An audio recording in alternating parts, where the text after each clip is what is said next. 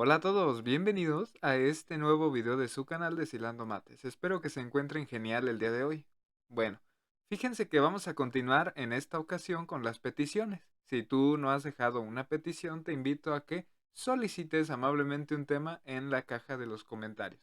También te invito a que te des una vuelta por el apartado de comunidad de este canal, en donde vamos a estar interactuando constantemente día a día, aunque no subamos videos, así que si quieres sugerir cosas, si quieres comentar algo, platicar, saludar, etcétera, date una vuelta por el apartado de comunidad. Ya hay una publicación y me gustaría que la leyeras. Bueno, la petición del día de hoy es de nuestro querido amigo Mauricio Moneta. Mauricio, muchas gracias por haber comentado. Aquí eres bienvenido en tu canal Deshilando Mates. Y Mauricio nos dice, ¿sabes qué, Emilio? Échate, por favor, una demostración del teorema de Weierstrass. ¿Weyer qué? Ah, Weierstrass. Bueno, es un nombre un apellido, un tanto complicado de pronunciar, Weierstrass. Yo también voy a estarlo pronunciando un poco entre dientes, pero bueno, es lo que hay.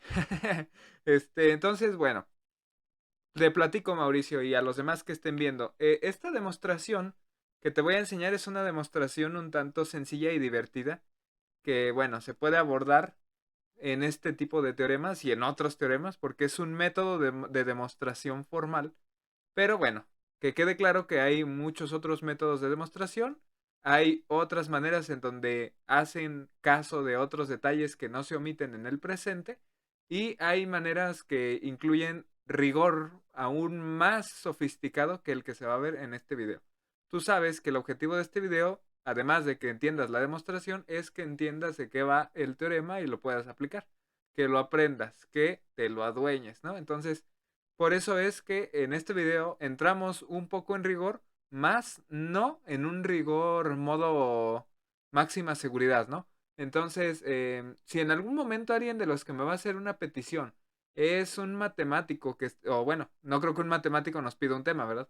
Pero una persona que se esté formando como un matemático y desea que nosotros entremos en rigor, hágamelo saber, especificando más o menos los caminos del video, ¿no? Por ejemplo, oye Emilio, pues yo quiero una introducción a esto. Oye Emilio, yo no quiero entrar tanto, yo nada más quiero entender de qué va porque de plano no entiendo, ¿no? Porque también yo entiendo que muchos ya tienen el rigor en la escuela, entonces buscan romper el patrón tan formal y decir, ok, basta de tanto formalismo, necesito entender, porque de nada me sirve estar estudiando tanto formalismo si no estoy entendiendo qué sucede. Pero también sé que puede haber alguien que diga, ok, ya vi lo básico en la escuela, necesito algo más allá, un paso más adelante. Entonces, también me lo pueden decir, ¿no? Así que con confianza, háganmelo saber. El chiste es que nos comuniquemos, ¿vale? Bueno, el teorema de Weierstrass. El teorema de Weierstrass, al menos el que vamos a ver el día de hoy, tiene que ver con el cálculo diferencial, con el análisis real y con las funciones, ¿no? Tiene que ver con los máximos y mínimos absolutos de una función continua. Hay otros teoremas de Weierstrass, hay algunos fits que se aventó por ahí, algunos remix por ahí con Bolzano, con otro fulano y demás. Sin embargo, el día de hoy vamos a ver este de aquí. Mauricio, espero que este video sea de tu agrado, que te sirva y que entiendas y sobre todo que puedas estar aquí frecuentándonos en tu canal Deshilando Mates. Bueno, antes de dar una demostración para todos los del canal, vamos a ver qué es el teorema de Weierstrass, de qué va, qué dice, porque no voy a demostrar algo que no sabemos bien ni siquiera de qué habla, ¿no? Ahí lo tengo enunciado y vamos a leerlo. Dice, mira, resulta que si f de x es una función continua sobre un intervalo cerrado AB, entonces esa función f de x va a alcanzar tanto un máximo absoluto, f de c, como un mínimo absoluto, f de d, en algunos numerillos c y d que están dentro de mi intervalo cerrado AB. ¿Eso qué quiere decir? Bueno, cuando tú trabajas con alguna función, lo primero que te tienes que preguntar es, ¿esta función es continua, por ejemplo, en este intervalo cerrado? Sí. Ok. Entonces, como esa función es continua en este intervalo cerrado que definí, puedo afirmar por el teorema de Weierstrass que esta función alcanza un máximo y un mínimo absoluto en este intervalo. Así de fácil. Entonces, conocimiento a priori en este video es continuidad, límites, bla, bla, bla. Si tú ya conoces qué onda con la continuidad, con los límites, ya has estudiado un poco de cálculo, esto va a ser pues un aprendizaje más, ¿no? un bloque más en la construcción de tu conocimiento. Si tienes problemas aún con la continuidad, como que dices, híjole, no me acuerdo cuándo era continua una función, como que no, Emilio, házmelo saber y con gusto empezamos a hacer también videos de ello. El chiste es que nos comuniquemos. Ok, entonces resulta que ese es el filtro, ¿no? Tú tienes ya una función, es continua en un intervalo, sí, ok. Esa cosa alcanza máximos y mínimos absolutos en ese intervalo. Vamos a ver algunos casos en estos planos cartesianos que tengo para que veas más o menos cómo se puede dar esta situación, ¿no? Perfecto, vamos allá, mira, vamos a echar un zoom, agárrate, no te vayas a marear. Perfecto, aquí estamos. Vamos a ver el primer caso en donde ocurre esto que Weierstrass nos comenta, ¿no? Mira, observa que aquí ya tengo graficada una función continua en el intervalo cerrado AB. Perfecto, entonces, ¿dónde están sus máximos y mínimos absolutos? Claro, porque el teorema nos dice, ok, esta función es continua en este intervalo, entonces de ley tiene que tener ahí tanto máximo como mínimo absoluto. Entonces, ¿dónde están? Aquí está el máximo y acá está el mínimo absoluto, ¿verdad? Recuerda que cuando nosotros decimos máximo o bien mínimo absoluto, nos referimos a ya sea el punto más alto en todo el dominio en el que estemos analizando la función. En este caso, fíjate que este punto que está aquí es el punto más alto de toda la función en todo el dominio que estamos analizando. En este caso, ese dominio es el intervalo AB. Este punto rojo ve por debajo de sí mismo a todos los demás puntos de la función. Él dice, ¿qué creen? Que arriba de mí no hay nadie. Yo estoy encima de todos, de todos. En este dominio de análisis, yo soy el que está hasta arriba. Y como así como hay quienes están en la cima, hay quienes están por debajo, también tenemos al mínimo absoluto. Él dice, pues yo estoy peor, ¿verdad? Porque yo veo a todos por encima de mí. Todos están arriba mío y pues yo estoy hasta abajo. Soy el punto más bajo en todo el dominio de análisis de esta función. Qué triste, ¿no? Pero bueno. Weierstrass te dice, pues ahí ya los tienes, mira, entonces aquí este máximo absoluto ocurre en C y tiene un valor de f de C, ¿no? Y este mínimo absoluto pues ocurre en D y tiene un valor de f de D. Perfecto, entonces eso es lo que tenemos. Vamos a ver otro ejemplo, mira. Ahora, en este plano cartesiano, quiero que observes que nuevamente tenemos una función continua en el intervalo cerrado AB. Nada más que ahora, dime tú, ¿cuál es el máximo absoluto? ¿Cuál es ese punto que dice yo me sobrepongo, yo estoy encima de todos? Este de aquí, ¿verdad? Aquí tenemos el máximo. ¿Y el mínimo? ¿El mínimo absoluto dónde está? O sea, el máximo absoluto ya lo viste. Ese fue muy fácil de identificar. Aquí está. Dime tú, ¿dónde está el mínimo absoluto? Ya no aparece como aparecía acá, ¿verdad? Que lo podías ver directamente porque dices, ay, pues aquí está el punto que está por debajo de todos, ¿no? Acá ya no. Entonces, Weierstrass lo que te dice es, no te preocupes. Si no aparece como en la gráfica anterior, pues tú puedes agarrarte uno de los dos extremos. ¿No? Entonces, aquí en este caso, fíjate que este extremo derecho, el de B, sí cumple con la condición de ser el punto más bajo en todo el dominio de análisis de la función. Este puntito de aquí está por debajo de todos los puntos de la función. Él ve encima de sí mismo a todos los puntos. Él dice, ay, yo volteo hacia arriba y veo a todo mundo, yo estoy hasta acá abajo, me siento tan solo. Entonces, este de aquí, el extremo B, va a coincidir, ¿sí? Con el D.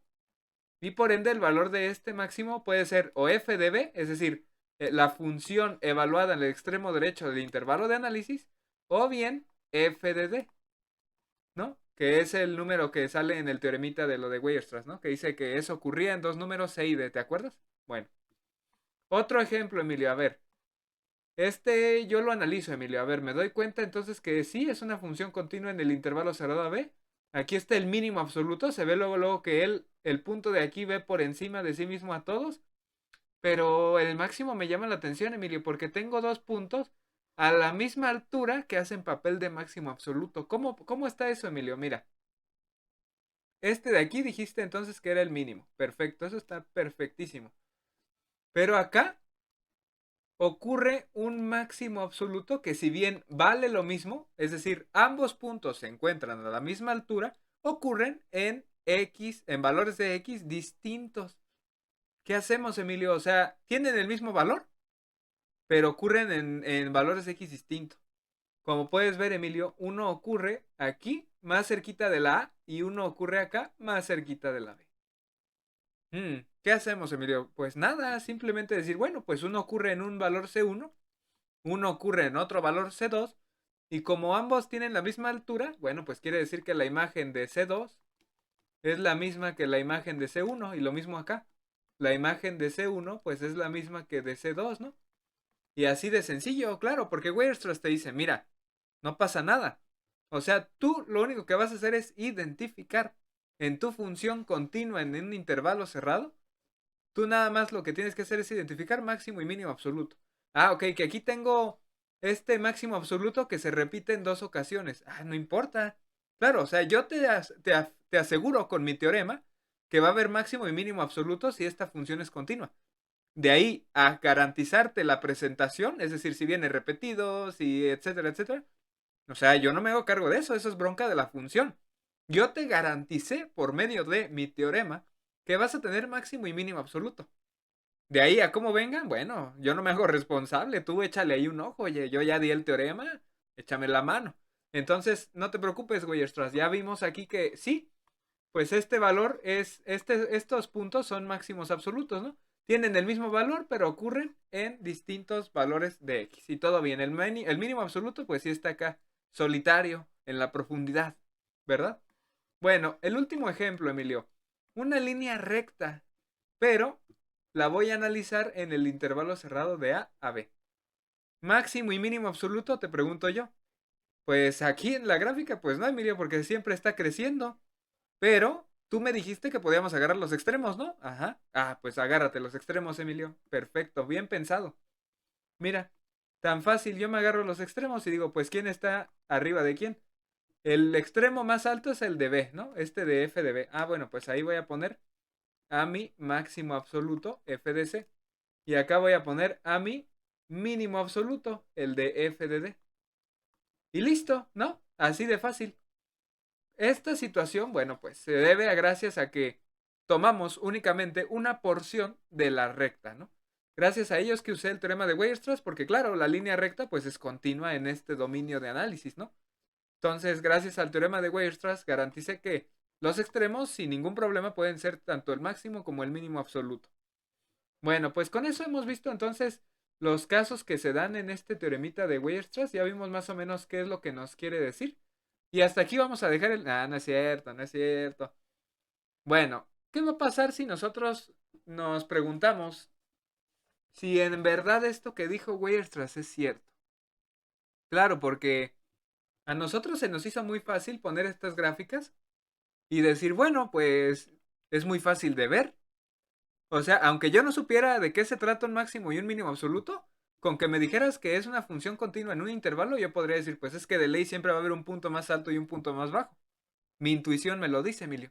Sí, pero imagínate que esto de aquí, el teorema de Weierstrass, es falso. Ay, Emilio, cuidado con lo que dices, te van a funar. No, es que nosotros podemos cuestionar todo lo que se nos diga, ¿no? ¿Qué pasa si yo digo, bueno, ese teorema a lo mejor es falso?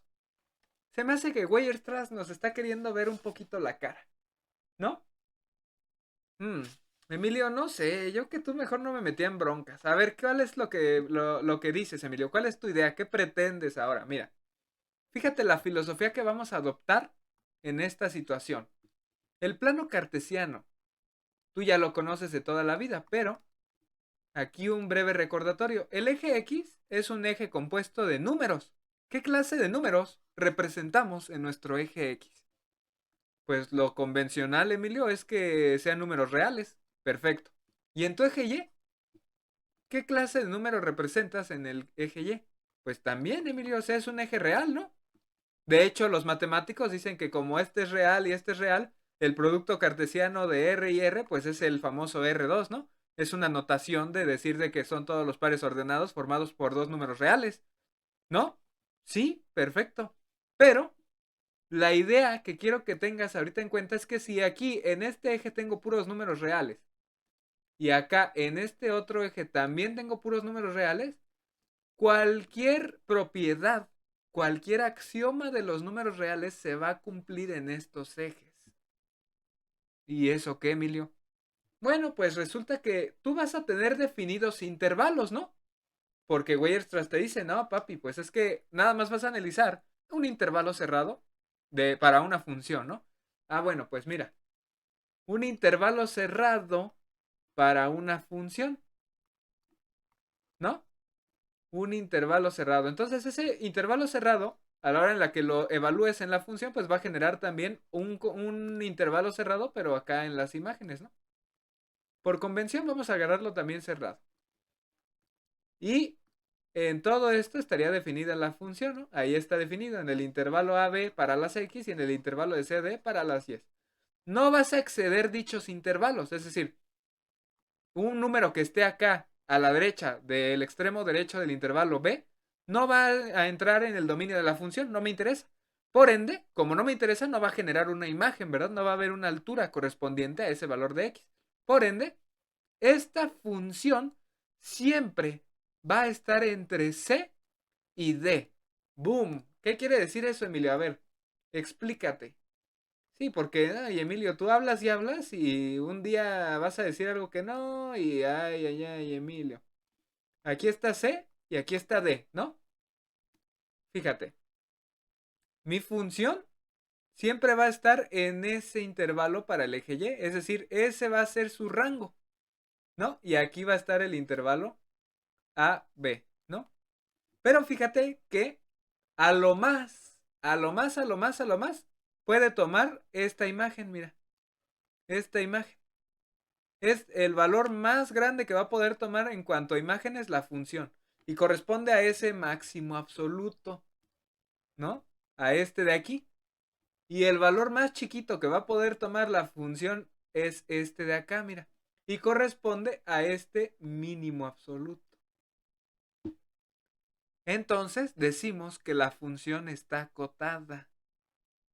¿Por qué, Emilio? Pues por las propiedades de los números reales. Si yo tengo números reales, específicamente un conjunto de números reales, yo puedo definir un máximo y un mínimo. Así, del mismo modo, también puedo definir una cota superior y una cota inferior. Y si yo digo, bueno, toma la cota superior más chiquita, la cota superior más chiquita y la cota inferior más grande, ¿no? Ah, ok, Emilio, creo que ya me voy dando cuenta. O sea, me estás planteando más o menos intuitivamente que lo del máximo absoluto aparece en donde tengo mi cota superior más chiquita, es decir, mi supremo, y el mínimo absoluto aparecería en donde tengo la cota inferior más grande, ¿no? Es decir, el ínfimo. Ok, Emilio, más o menos. Ok, ¿qué pretendes con eso, Emilio? Bueno, pues, en todos los casos que nosotros estuvimos analizando acá arriba, esa situación se ve presente, ¿no?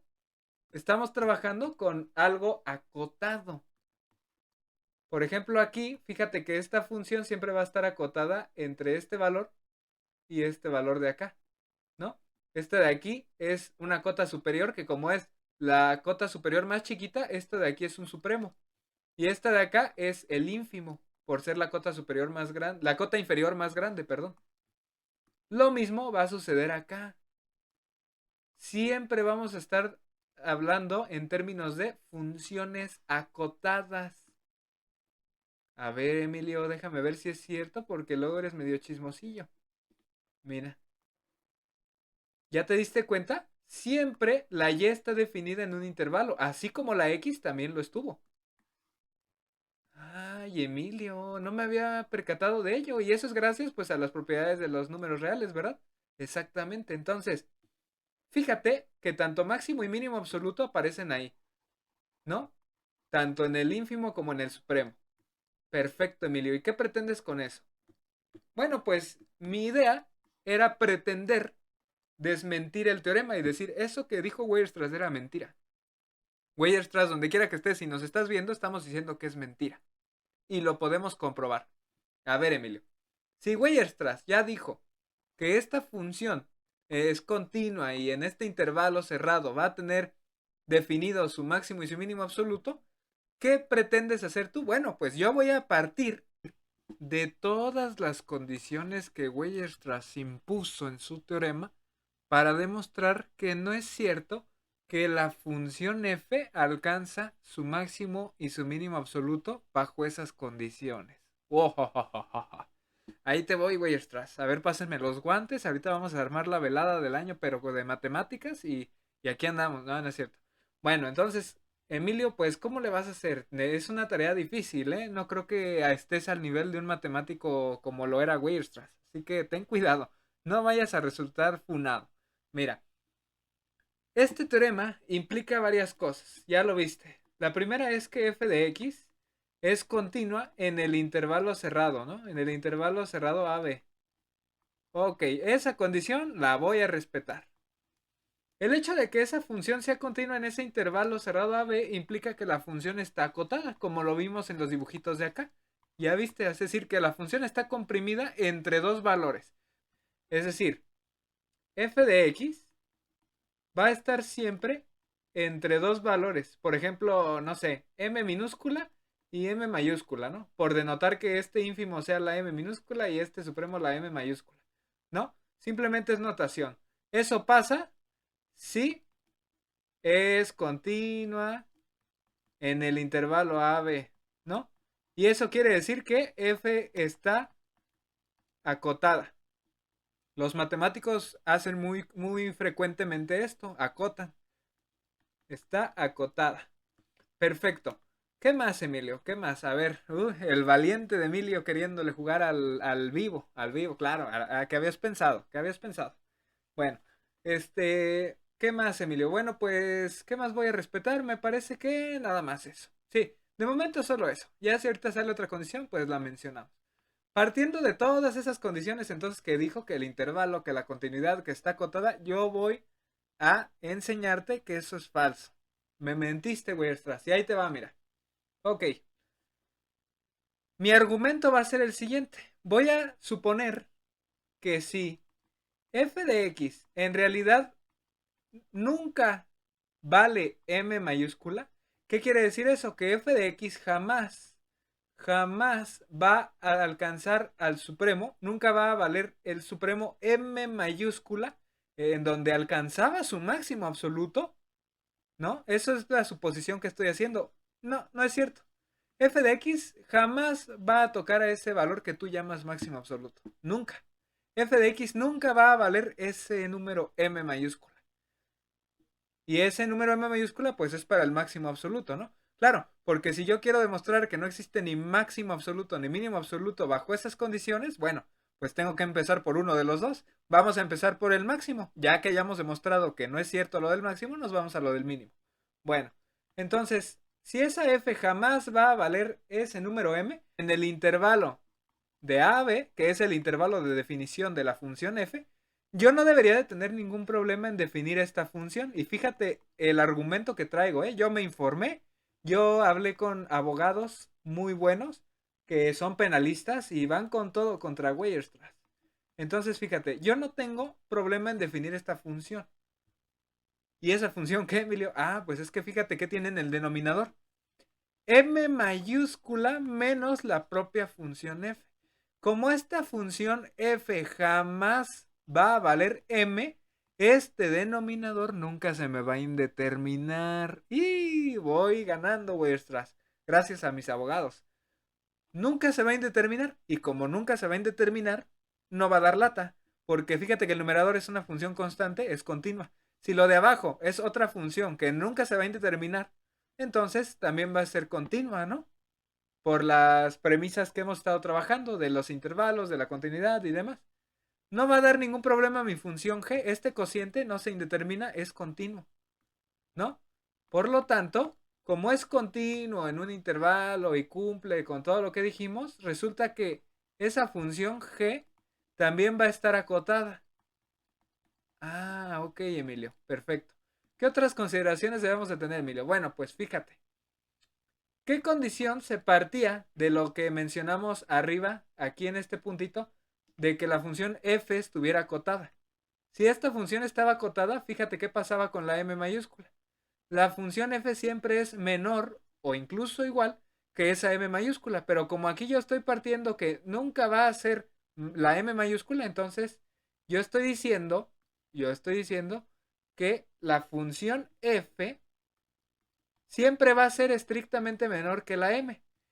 Y si yo resto este número m y este número f de x, si yo los resto con la premisa de que esta m es mayor siempre que esta f, la resta va a ser positiva. Nunca te va a dar negativo porque es como si dijeras 5 menos un número forzosamente más chiquito que el 5, el 4. 5 menos 4 es uno positivo, no da problemas. Perfecto. ¿Eso qué implica, Emilio? Bueno, pues eso va a implicar que como tu denominador va a ser siempre positivo, el cociente también va a ser positivo, ¿no? Porque el cociente de 1 entre un número positivo, pues siempre va a ser positivo.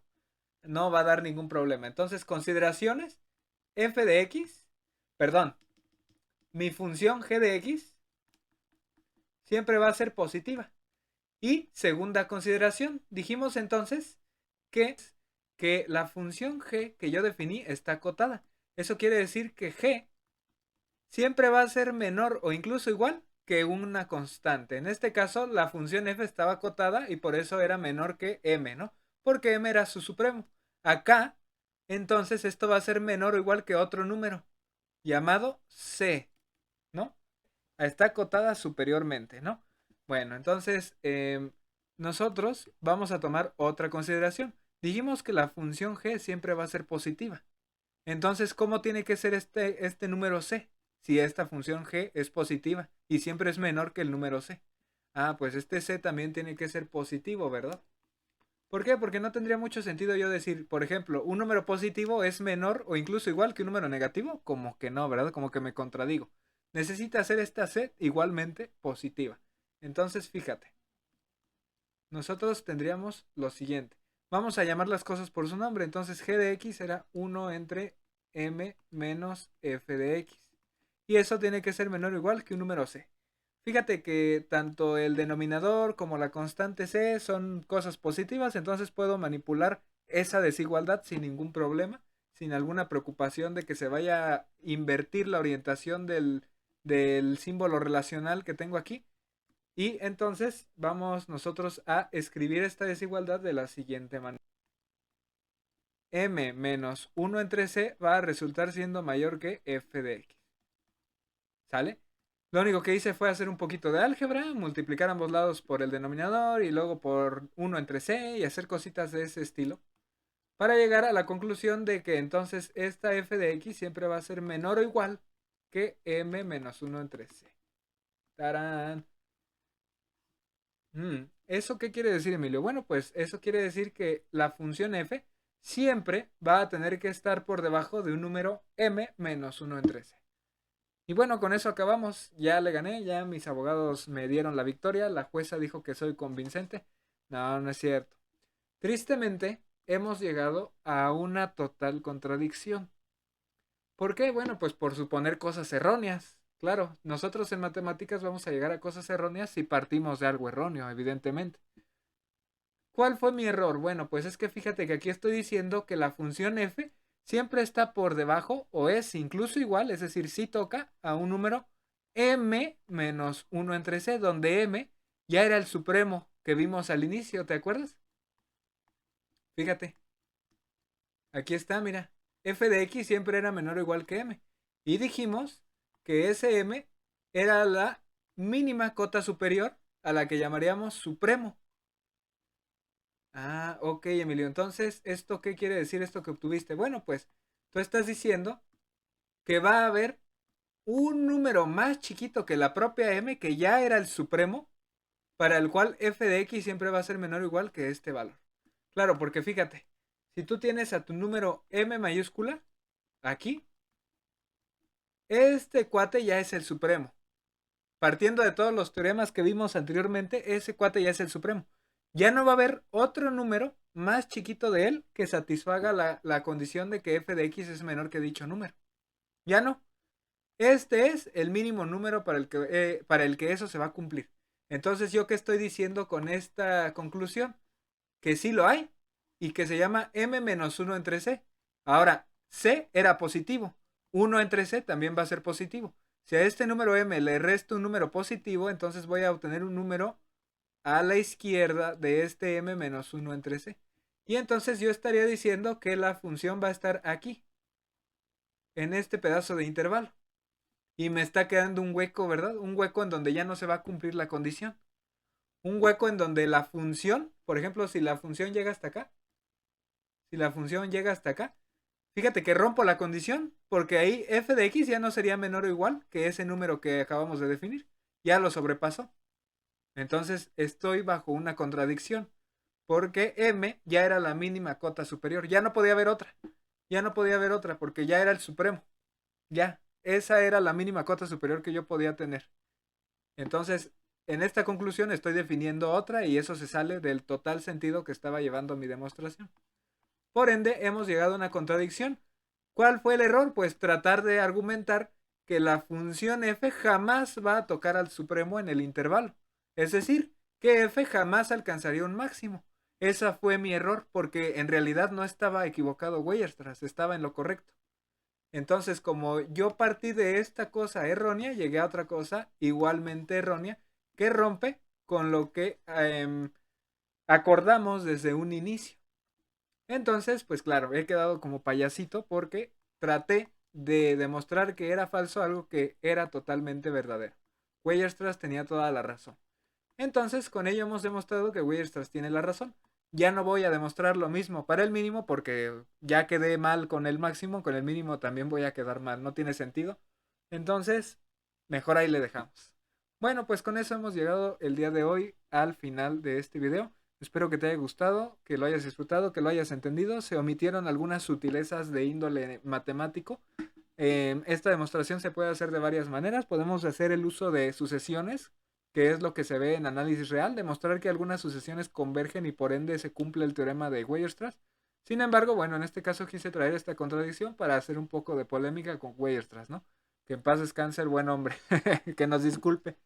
Entonces eso fue lo que nosotros tratamos de hacer. Espero que te haya gustado. Nos estamos viendo aquí muy pronto con más. Adiós. Mauricio, te mandamos un caluroso saludo. Esperamos que te haya servido este video, que tu petición haya sido bien respondida y que hayas aprendido una de varias formas de demostrar el teorema de Weierstrass. En este caso, pues quisimos hacer un poquito de salseo con lo de contradecir a Weierstrass. Evidentemente esto era sin intención, nada más era para darle sentido al método en cuestión. Si bien se omitieron algunos detalles del rigor matemático, del análisis matemático, creo yo que es una buena demostración, muy sencilla de entender y que cualquier persona la puede entender. No importa si es un estudiante de ingeniería, un estudiante de cualquier otro nivel universitario en donde esté viendo este tema de Weierstrass, lo puede entender gracias a el salseo que aquí se implementó. Cualquier duda háganmela saber. Si desean que veamos algún otro tema, realicen su petición en un comentario. Estén pendientes del apartado de comunidad del canal en donde vamos a estar interactuando de varias maneras. Y sobre todo sigan pendientes de su canal Deshilando Mates. Gracias por estar aquí. Nos estamos viendo muy pronto con más.